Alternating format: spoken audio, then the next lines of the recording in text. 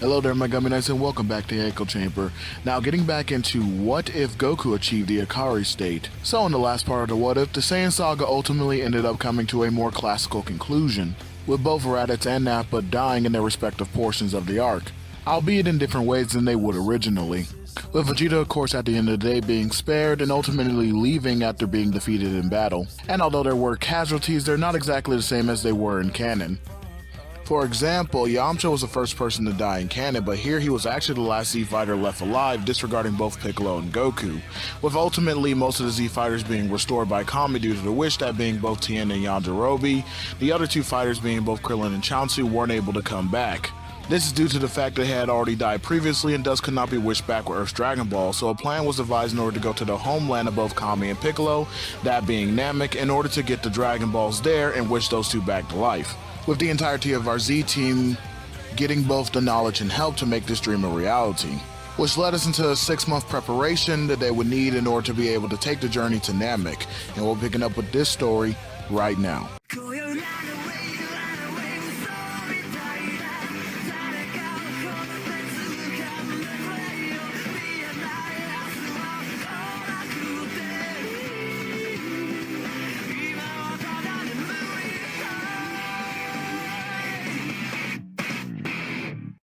Now, normally I would immediately take this time to dive into the next section of the story, going all the way until Namek, but basically I don't want to do that because, as I said in the last part, there's a character specifically that I haven't been focusing on all throughout the Saiyan saga so far, at least not in the last 2 parts, that I kind of want to focus on here and give a little bit of levity as to what they're doing and how they're going to be interacting with the story going forward, and that character is Gohan. So I kind of want to take this part and go ahead and make it like a little bit of a mini part, so it won't be as long as everything else, considering that I'm not making it necessarily a full-length part that's going to delve into goings directly into Namek, and is going to kind of still be focused during that portion of the 6-month preparation for everyone to be going to Namek, and primarily the story is going to be focusing on Gohan and his interactions with the rest of the characters. And so with that being said, we actually pick up the story in the house on Mount Paozu, where Gohan is in his room doing his usual thing.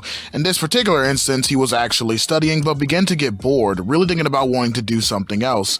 He began to go back over everything that's happened up until this point in relation to his events in the story. After he was essentially kidnapped, he was pretty much traumatized by that event to some level of degree, but I wouldn't say it's as much as it was in canon, because whereas in canon he was essentially thrown back into the war zone and trained by Piccolo, if you can really call it that, and then put out on the battlefield where he constantly began to get overwhelmed with traumatic experience. And you got to keep in mind, around this time period, from the time place of the early Saiyan saga to the time place of Namek, Gohan is pushing that age between about 5 to 7 years old, and so he hasn't really had any time to adjust, and it's sort of taking over his childhood. I mean, then if you want to include the Android saga after that, he immediately kind of came back, and whereas there was some time of peace, ultimately Gohan ended up suffering a tremendous other loss and then spent 13 years pretty much going through the whole events of the Android saga. Now, that is the original timeline, but even in this one, he still faced tremendous threats, which would include the androids and Cell. So I do understand that, and it's actually a little bit different here, considering that he only really went through the Raditz situation, given Goku's caution and not really wanting to involve him any more so into fighting or being through experiences. Pretty much he sided with Chi-Chi on the idea that Gohan should really focus on being a scholar and focus on his studies, which was something that Gohan, although he was sort of happy with because he likes the idea of studying and does want to be a scholar, he wants to push for that goal himself, his Saiyan nature still riles up in him. And this is kind of what's happening to him right now, as he's feeling bored and wanting to stretch his muscles and actually do something. As before, when he was a little bit younger, Goku had started to show him the very basics of martial arts, and he was sort of kind of interested in that. And Gohan wants to sort of have a balance, but he realized that after the events of the Saiyan saga, he can understand why his father was very much relented, but he didn't expect that he wouldn't be around anymore, because keep in mind, Goku hasn't really necessarily been around during this point in Gohan's life, because he's sort of been focusing on reviving everyone in preparation of going to Namek. And so whereas he is there, Gohan can feel that absence, whereas Goku treats him more so less just like somebody to, as in Gohan's mind anyway, be brushed off to the side. As in, he is there and he loves him and he appreciates him for who he is, but he doesn't necessarily recognize Gohan Gohan is capable of being a great fighter. This sparks a little bit of rebellion in Gohan in the sense that he actually wants to be able to showcase his dad that he's not just a waste of space, and he wants to be able to engage with that. Every so often, he actually sees his dad training every now and again with people like Piccolo, with people like Tien, and even Yajirobe from time to time steps in, but his mother is always denying him, and then Goku always is in agreement with her, really because of what happened. But Gohan knows there's more to himself than just being essentially a nerd. And again, he does love the idea of studying and wants to pursue the career of being a scholar, but at the same time, he also wants to be able to dedicate his own time the way that he wants it. And part of that is actually training and growing into his own as a fighter. Not to mention, Gohan actually begins to rationalize this in his head. Whenever his dad is not around, or pray nothing ever happens to him, if something does, Gohan needs to be the one to step up. And so even as a kid, Gohan has shown credible insight and intelligence and ability to really analyze situations in a more rationalistic way. So it's not entirely implausible to the idea that he would be able to have such complex thinking as to be able to rationalize the reasons as to why he should fight. So essentially going over to his mother, he asks him would it be okay if he actually starts picking up training again with his father. Of course, his mother is very reluctant and hesitant and initially says no, but Gohan eventually wears her down. But as much as she is willing to give in, she basically tells Gohan that Goku's not even there. And so essentially that does defeat Gohan's, dreams a little bit on that one. And Chi-Chi does recognize that sadness and recognizes that she probably has been putting a little bit too much pressure on her son. Now, she does care to an extreme degree and wants him to be okay and doesn't want him to get hurt, but at the same time, she can kind of understand how he's feeling. After all, she too was a martial artist. Now, whether or not she got into that for entirely the right reasons, it ultimately led her to achieving goals of her own, particularly in marrying Goku. Pursuing that path of martial arts can be great. And so actually, just like she would Goten in canon, Chi-Chi actually takes up Gohan's offer onto herself and essentially begins to train him in more basic styles of martial arts. Now, she's not really as adept with ki like the other Z fighters, but what she can teach him is to start developing certain styles and certain rhythm and how to at least, basically put his hands up and throw a punch and defend himself. This will also protect him from bullies and stuff like school. Now, Chi-Chi doesn't know exactly where Gohan's going to be leading with this, but she hopes that it's really more for recreational and exercise use.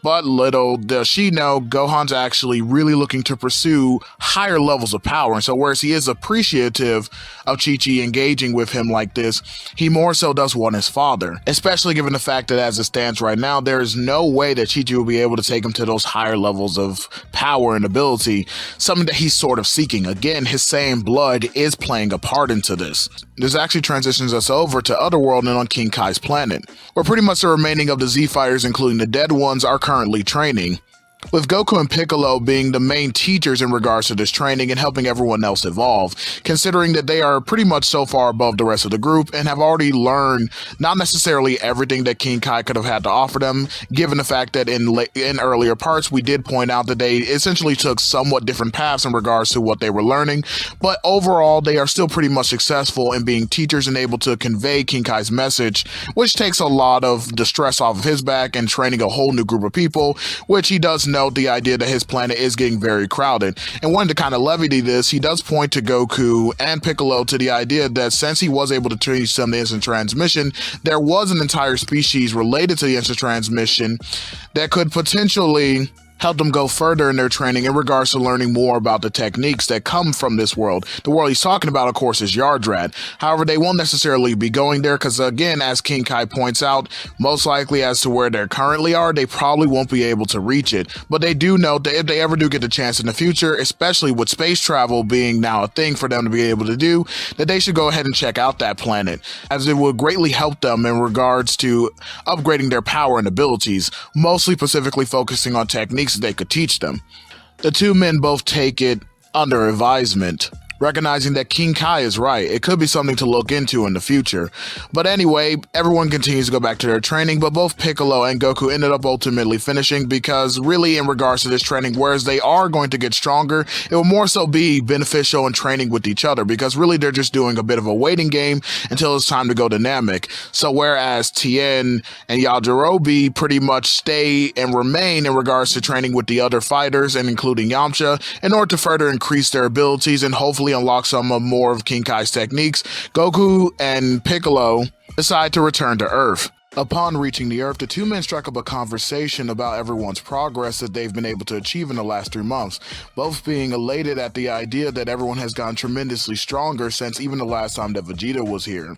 Which, pointing out Vegeta, does lead Piccolo to simply ponder the question towards Goku in regards to their lack of fighters that are going to be here, given the fact that most of the team, and especially in regards to heavy hitters, are going to be going on the mission Dynamic, with Piccolo further bringing up the idea that that's going to be the major risk factor in regards to their plan, is that somebody like Vegeta could come back at any time. After he's licked his wounds, what if he does immediately come back and then they're not there in order to protect the world?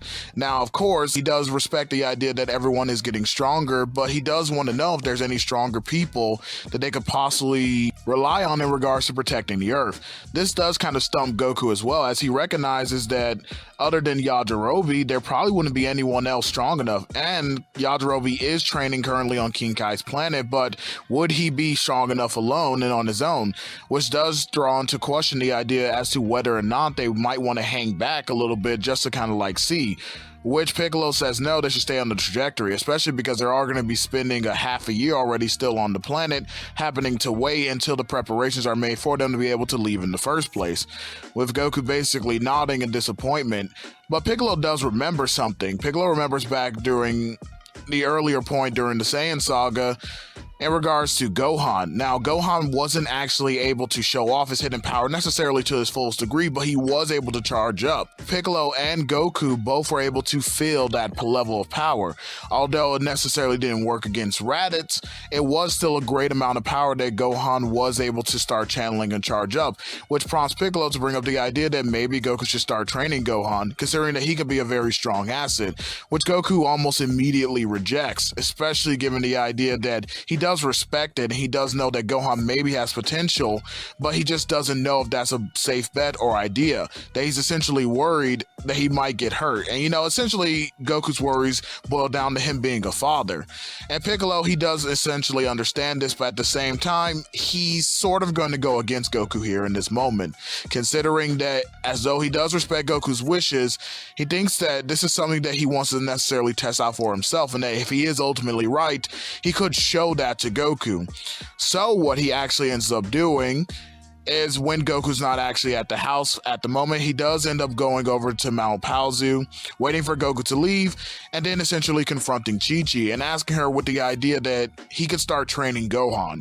Now, of course, Chi-Chi is somewhat taken aback by this because of the whole reputation with Piccolo, but at this point, considering how much he has been around the house and how much he does hang around Goku, and the fact that Gohan seems to like him well enough, she does ultimately agree towards the idea of him training him. But Piccolo wants to keep it a secret from Goku, at least as of right now, because he essentially explains to Chi-Chi that he's sort of wanting to test Gohan a little bit. He's not going to do anything dangerous with him, but he is trying to see if he does have some latent abilities, and then he goes down to he breaks down the idea that it could be very beneficial, not only for himself, but in regards to helping protect his home. Chi-Chi indeed does understand this, and so ultimately again reluctantly agrees to it.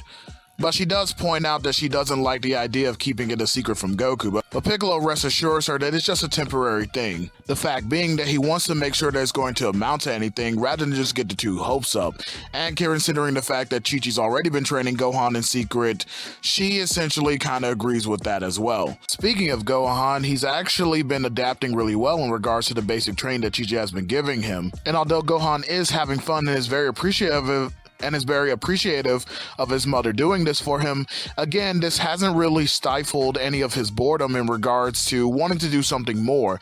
He does see the necessity as to what his mom has talked about in regards to caution and learning from her own level of martial arts and skills that she has been passing down to him. He has become a much more patient and understanding person, even in regards to the little things. But again, due to his Saiyan biology and his ability to adapt, he has essentially gone past it. Within the last couple of weeks that he has been doing training under Chi-Chi, he hasn't even really had the heart to tell her that he's long since surpassed her level of ability, and has even been able to spot the openings and gaps in her own level of skill, and he's even starting to adapt in regards to picking up on his own unique style that he's putting forward into his training method. So he's kind of been doing some little bit of training on his own, and whenever he can, whenever his dad is around doing some training with one of his friends, is basically able to watch after them, and he sort of essentially shadow boxes, if you will, and essentially shadow fights on his own, kind of like learning the basics in regards to everything involving himself as a martial artist. But he does want something more, and is hoping that one day, he's hoping that his father will acknowledge him enough not to immediately turn him away whenever he asks him to train him. But on this particular day, he would be in for quite a surprise. And so after Gohan finished up with his studies, he ran out to go and find his mother so he can do some of his daily training, as whereas he did feel that he had started to mature past it or grow past it in regards to his development, it was still pretty much the highlight of his day in regards to training, being happy that at least one of his parents was taking the time of day in order to be able to do this with him. But after looking all around the house, he couldn't find his mother anywhere, only to hear her voice calling him from outside, essentially telling him to come out there for a moment.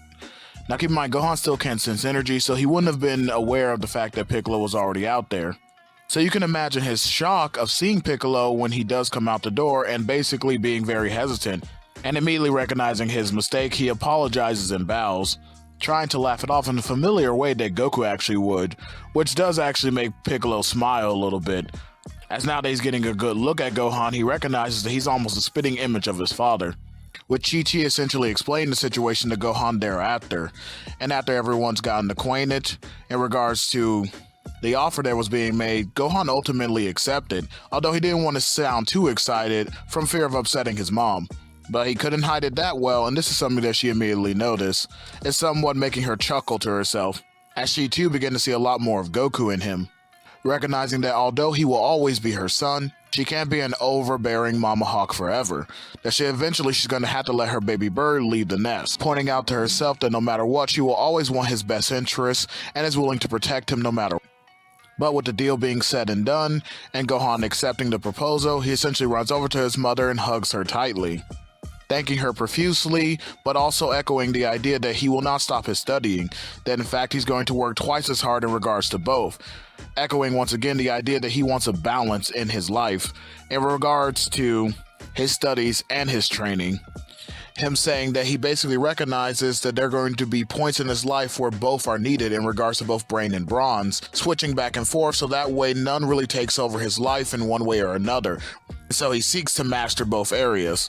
This level of insight and wisdom shocks both Chi-Chi and Piccolo, recognizing that in a lot of ways he's actually a lot different from Goku, considering his level of maturity and wisdom far exceeds that of what his actual age is, with both of them nodding in agreement. And with that, Gohan's training would begin.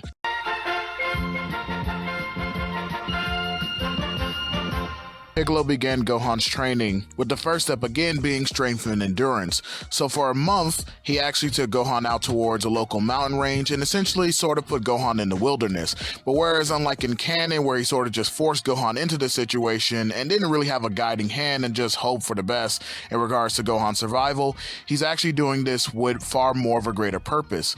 Thus, Gohan gets the most benefit, being the fact that Piccolo wants to essentially toughen Gohan up, because he understands that he is still a kid, but he is going to be more nurturing to him, not essentially abandoning him, but every day giving him daily tasks that he's going to have to do while under certain conditions. So essentially, Piccolo would do stuff like increase Gohan's clothes in terms of their weight as a way to simulate weight training and essentially increase them to the point where Gohan would be somewhat encumbered while he would do things like outrun dinosaurs and things of that nature.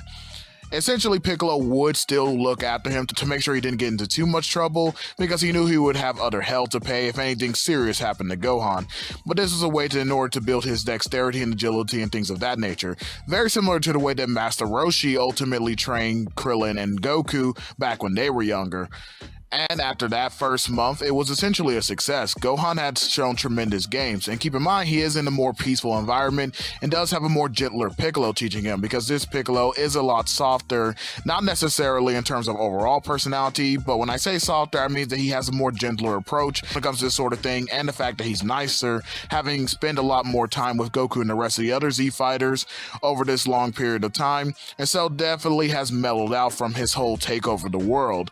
He's pretty much not that person anymore by this point in time, and so he's able to actually really instruct Gohan and allow his potential to fully begin to get realized. So in the second month is where he introduces him to Ki, and pretty much Gohan almost immediately starts picking up on a lot of the Ki techniques, again due to the nature of Piccolo's style and him knowing much more about Ki and him being tremendously stronger, and given the fact that it's a peaceful environment, Gohan is able to learn and adapt tremendously well in regards to this arc of a story. And so pretty much the 2 months go by and Gohan has seen tremendous improvement. Not only is he much stronger, faster, and more durable, but he can also sense Ki, although he can't do it all that well, and he's actually already nearly perfected flying.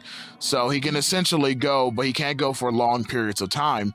And he's even been able to summon up his first Ki blast, although it was in a bit of an anger moment when him and Piccolo were sparring against each other, and Piccolo pushed him a little bit too far, which basically did confirm the idea that Gohan did have that amazing potential that both him and Goku were looking for. So Piccolo is self-assured in the idea that he was absolutely right to take Gohan under his wing and begin to train him, because he noticed that Gohan could potentially be even stronger than him and Goku. Essentially, if he is trained right and he continues on the path of his training, he could potentially be the most powerful person in the entire world. And so now we can pretty much go ahead and talk about Gohan's power level.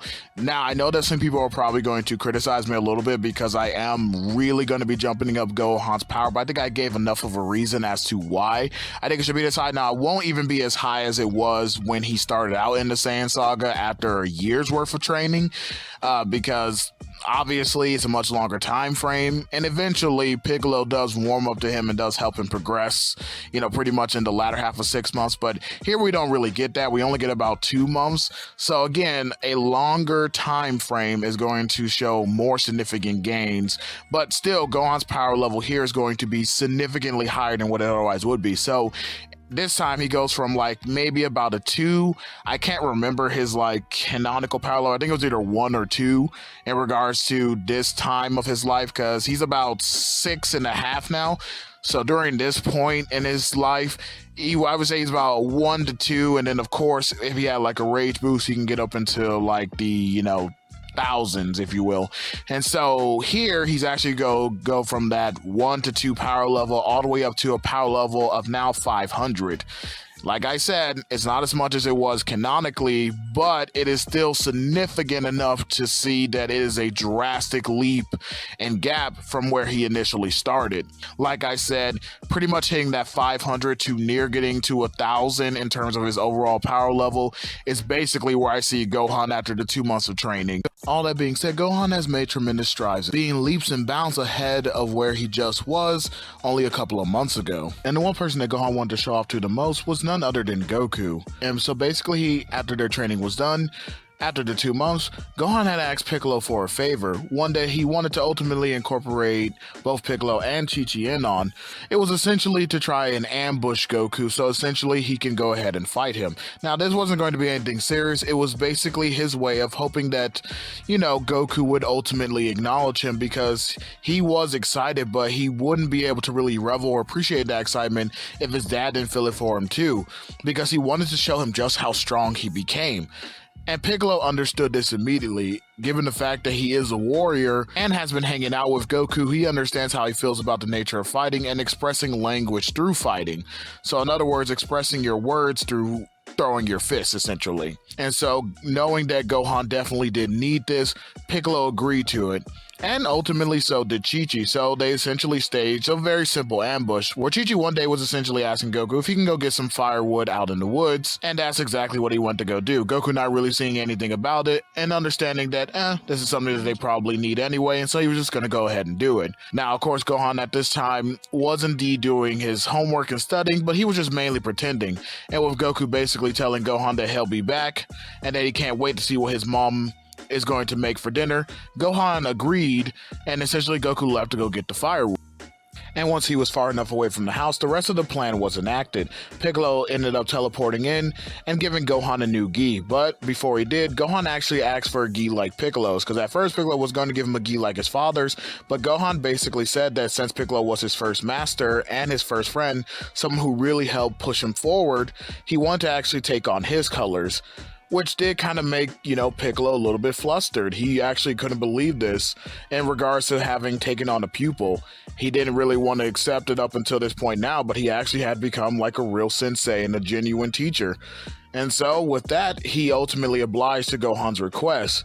And of course, they went to ultimately go and plan their ambush on Goku, who Goku wasn't any of the wiser. This is due to the fact that, again, Piccolo has instant transmission, so essentially they were right on top of him before Goku could really react in that moment, with Gohan rushing in with a quick combination, really throwing Goku off his balance and guard, but Goku managed to still dodge the attacks for the most part, wondering what the hell was going on and basically asking why is Gohan attacking him. But Gohan doesn't really respond and just continues on the attack. Essentially, while he begins to fight, Goku is sort of taken aback, but does somewhat engage with Gohan, telling him to calm down and stop it, with Gohan basically saying that no, today was going to be the day that his dad was going to acknowledge him. And essentially put that if he could land one strike, and he means one strike onto Goku, that he would have no choice but to admit defeat and do just that. Goku, not really one to back down from a challenge, even if it's from his own family, can kind of see the determination inside of Gohan, and it starts to awaken his own blood inside of him. It starts to get him riled up and excited. Not to mention, finally having a chance to take a breath, he does recognize just how much stronger Gohan is.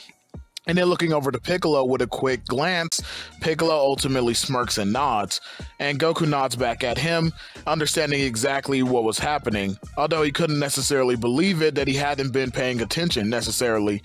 And so this would also be not only his way of accepting Gohan's determination, but also his way of apologizing. So they begin to engage. And of course, Goku is still massively stronger than Gohan, so there's no doubt about that. And under a normal circumstance, he could have beat Gohan easily, but he was just so taken aback by his level of progress, and it had only been a few months since really he had actually seen any type of progression in terms of his power level, so he had no idea just how extensive Gohan was able to be pushed. And of course, Gohan does recognize that Goku's not taking it seriously and basically demands to do so, even starting to get more aggressive and angrier, which does help shoot up his power a little bit, so that way he's able to contend with a suppressed Goku. Now, not to the extent that he's taking on him at his full strength again, but essentially essentially he has surpassed the level of suppression that Goku was utilizing at that time, thus pushing Goku back a little bit, but still not landing a clean hit. And thus, this frustration was allowing it to grow inside of Gohan, going more and more as he began to get angry. Because really put, Gohan was breaking down a little bit. He had been sad and he had been miserable and upset in regards to the fact that he felt like his father was dismissing him. And right now, it seems like he was doing the same thing again, not even remotely taking him seriously. And so he knew he had to push it, drawing deep on his will, drawing deep on his strength, knowing that his power, even if it wasn't at the level of his father's, that he was going to make him understand, that he was going to make him see that he can be strong too. Gohan screaming out and demanding that Goku take it seriously. His anger had reached such a fever point that before he even realized, he had actually accessed the Ikari state. It was a temporary burst and it was a temporary power, just like it was when Goku accessed it against Raditz. But Gohan's anger and the fact that him as a hybrid having much higher potential was able to utilize it, and thus it increased Gohan's power immediately and rapidly. Piccolo was even about to jump in because he noticed the tremendous level of power that was now coming off of Gohan and had spiked up immediately, and Goku was caught off guard by this, actually getting punched square in the face. Now, Goku actually bled from this only because he was holding back severely, and with him weakening himself to essentially be near Gohan's level, this punch actually did some real significant damage onto him, actually not only throwing Goku back, but once again making him bleed, thus allowing Goku's anger to flare up a little bit as he immediately kicked back, even raising his power to actually kick Gohan directly into the gut, knocking him down, basically almost rendering him unconscious. Immediately realizing his mistake, He goes and rushes over to Gohan to make sure that he's okay, him and Piccolo both. But when they come over to Gohan, rather than seeing him in a great and intense amount of pain, he's actually holding a smile on his face. And although he's fallen into unconsciousness, he couldn't be more happy that his dad actually did it. His dad acknowledged him as a competent warrior, the fact that he made him use his strength against him. This was all that Gohan needed. Goku and Piccolo both couldn't help smile at this as well. For even though he hadn't spoken any words, they knew exactly what Gohan was feeling. And Goku was indeed very proud of his son. And with that, we'll be ending off this little mini arc and part right here.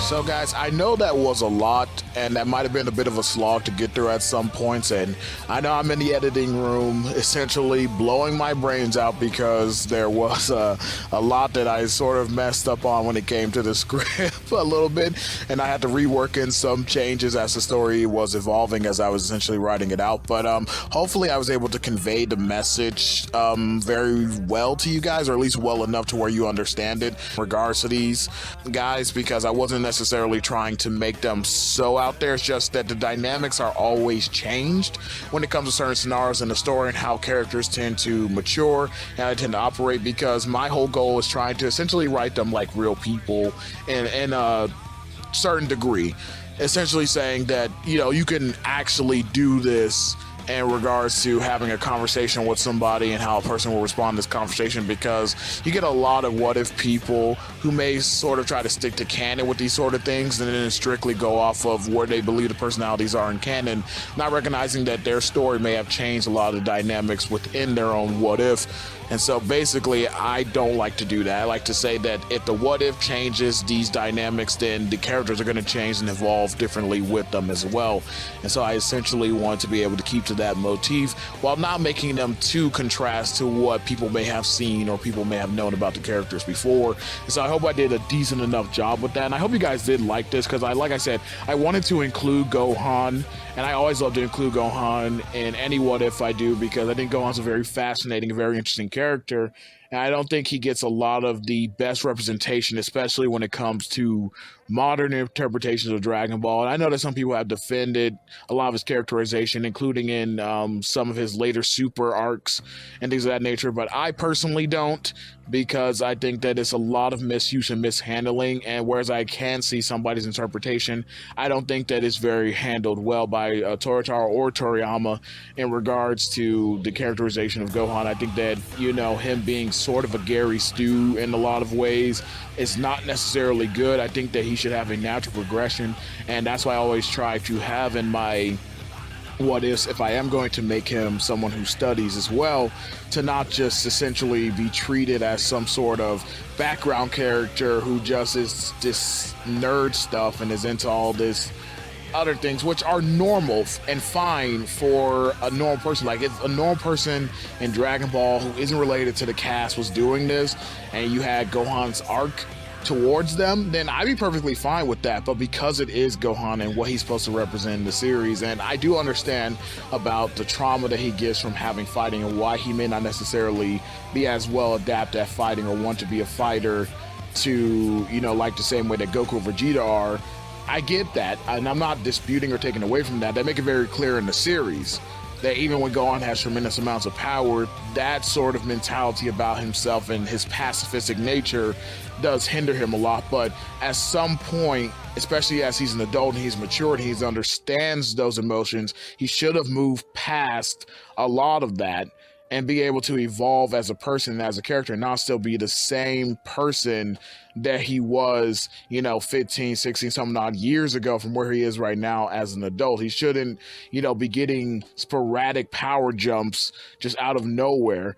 And then, oh, well, he was training off on the side, or maybe he was doing a little bit of training with Piccolo, and we basically get almost nothing revolving around him evolving as a fighter. But yet, if you're going to still include him as a fighter and not making him an entirely just a family man, then you got to be able to include those dynamics of what it means to be a fighter in Dragon Ball.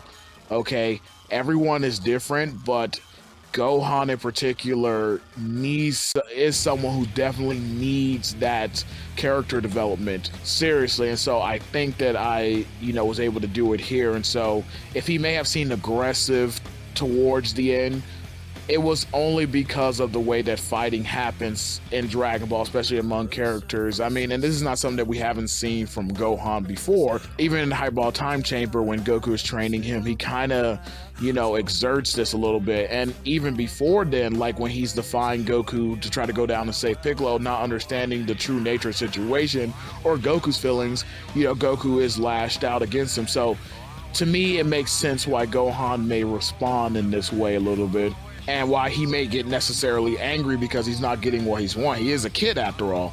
So it's, not too far out there, and I hope that you guys understood too, and that when Goku, because I don't want to make it like I was making Goku a bad parent, because I guess I did somewhat sort of include that, or at least he's bad at parenting in some aspects, and I think that was kind of explained with the whole Chi-Chi thing, and being that, too much caution, too much coddling of a kid can affect them as well. And then you could be raising spoiled brats and things of that nature. You don't want to do that. And so a lot of Gohan's aggression and lashing out does kind of come from that factor of it. But with both Chi-Chi and Goku now seeing this and seeing that they can't just be one way with their kid, they kind of have to strike a balance, like the way that Gohan was essentially saying to strike a balance between the two different parenting styles, then that's going to be more beneficial to him going forward. And so I kind of want to showcase that. Anyway, I know that was a bit long and a bit rambly. Hopefully you guys did enjoy and do all the YouTube things, and I will catch you guys in the next one. Peace. And to all my Gummy Knights, new and old, just remember, this is a man's world, but it would be nothing without his brain and his bronze. And lying is indeed the most fun that a woman can have without taking off her clothes. Good night.